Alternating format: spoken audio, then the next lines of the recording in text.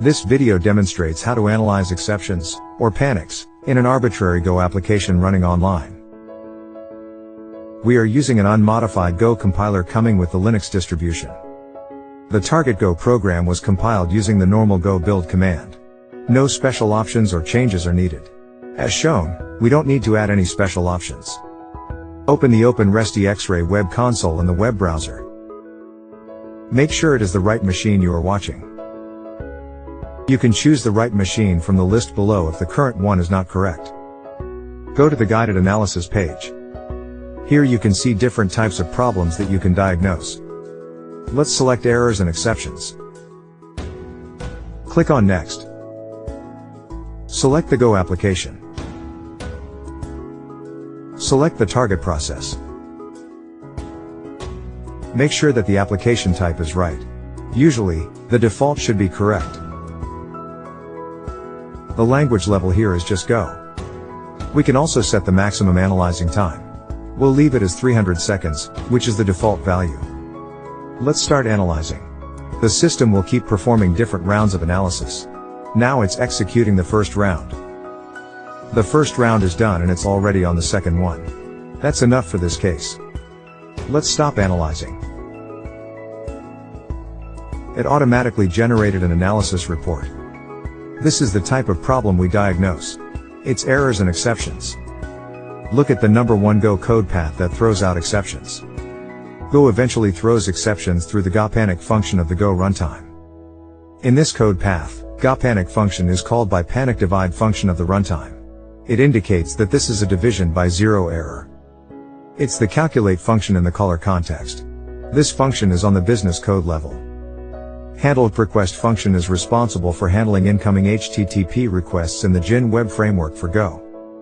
Click on More. This hot code path is automatically inferred from this Go land exception flame graph. Below are more detailed explanations regarding the current issue. It mentions the exceptions above caused by a division by zero error. Here's a code example that can fix this error. Let's go back to the original hot code path. Hover the mouse over the green box for the calculate function. We can see the source file of this function in the tooltip. The source line number is 25. Click the icon to copy the source file path. Use the Vim editor to open the source file.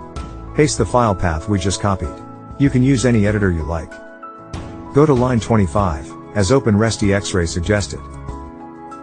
This line is inside the calculate function, as we saw earlier in the code path. We should have checked if the divisor, b, is 0 first. Next, check the second code path that throws out exceptions. Here is the gopanic function as before. This exception was triggered by the Go panic index function of the runtime in this code path. It could be an array or slice index out of bounds here in this weekday.handler function. And this Go function is on the business code level. Hover the mouse over this function. Here is the source file of this function. The source line number is 17. Let's copy the source file path. Let's open the source file on the terminal. Paste what we copied. Go to line 17. There is indeed an array element access via indexing. The array variable is named weekdays. This function fails to check the value range of the index variable I. And this I variable might take any integer value from the client request. OpenResty X-Ray can also monitor online processes automatically and generate analysis reports. Go to the Insights page. You can find the reports on the Insights page for daily and weekly periods. For this reason, you don't have to use the guided analysis feature. Though guided analysis is useful for application development and demonstration purposes.